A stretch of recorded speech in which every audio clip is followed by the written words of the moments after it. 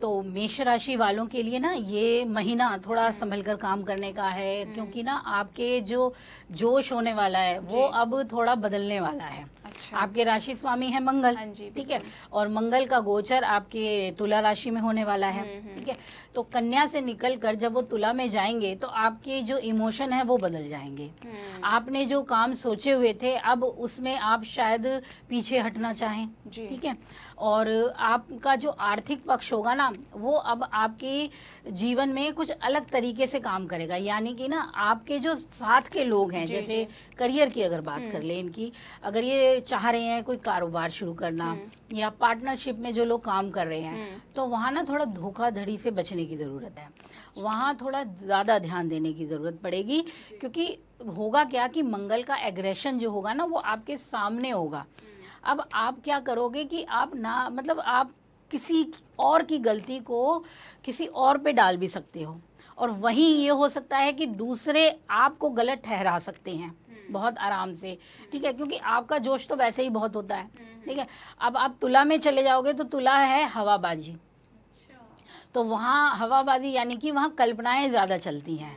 Balance है लेकिन इसका जो वायु तत्व है ना वो बहुत प्रभावित करता है, तो मंगल के लिए तो मुश्किल है, ठीक है। शुक्र के साथ इतना खास संबंध नहीं है, यानी कि तुला राशि के स्वामी जो हैं वो शुक्र हैं, तो तुला राशि में मंगल होंगे तो आपको संभल के काम करने हैं, ठीक है। और घर परिवार में होगा इस समय की वाहन प्राप्ति के योग भी बनते हैं, ठीक है। और प्रॉपर्टी से संबंधित कुछ काम बन सकते हैं आपके भी, ओके।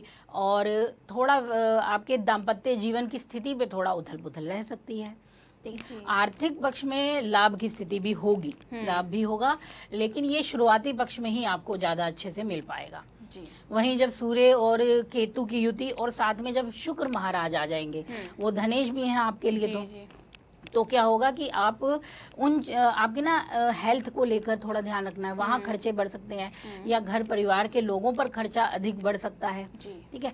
या फिर आपका धन उन चीज़ों में लग सकता है जो व्यर्थ की हैं, जिन्हें ना चाहकर भी आप ले आओगे खरीद, क्योंकि केतु है ना वो इतना समझ नहीं देगा आपको कि कहाँ आपको व्यय करना है और कहाँ नहीं करना है। मतलब खर्च है तो पैसा भी आ ही रहा है इनके लिए, आ रहा है, लेकिन अभी भी मैं ये कहूँगी कि इतना नहीं कि बहुत ज़्यादा गए, क्योंकि धनेश जब पीड़ित हो जाता है ना तो धन की स्थिति कमजोर होती ही होती है।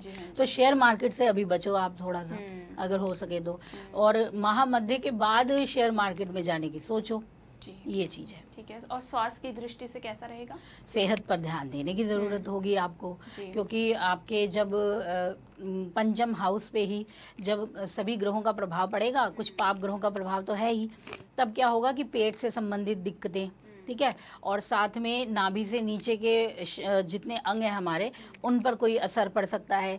तो ये जो होता है ना केतु जो होता है वो होता है जीवाणु कीटाणु छोटे छोटे सूक्ष्म परजीवी जिन्हें कहते हैं, इसका कारक बन जाता है। और जब शरीर में ये जब आता है असर डालता है, क्योंकि जब आपके लिए शुक्र से जुड़ेगा सूर्य से जुड़ेगा तब ये इसी चीज़ों पे आपको ज़्यादा से ज़्यादा प्रभावित करेगा। और बच्चों की हेल्थ पे ध्यान देना, जो पेरेंट्स हैं उन्हें अपने बच्चों को ध्यान देने की ज़रूरत होगी, और जो प्रेग्नेंट लेडी हैं उन्हें तो बहुत ध्यान देना है इस समय। अच्छा, और क्योंकि ग्रहण भी है तो उस दौरान भी कहते हैं कि थोड़ा अधिक ध्यान देना होता है। बिल्कुल, ग्रहण भी है, और दूसरी चीज ये है कि आपके जो संतान सुख का भाव है ना वहीं पाप ग्रह इकट्ठे हो रखे हैं, तो वो जब भी होते हैं तो वो मिसकैरेज की स्थिति बनाते हैं, या फिर कोई वंशानुगत जो परेशानियां होती हैं वो दे जाते हैं, तो बहुत संभलना है इस समय तो। ठीक है, और उपाय के तौर पर क्या अपनाए मेष राशि वाले?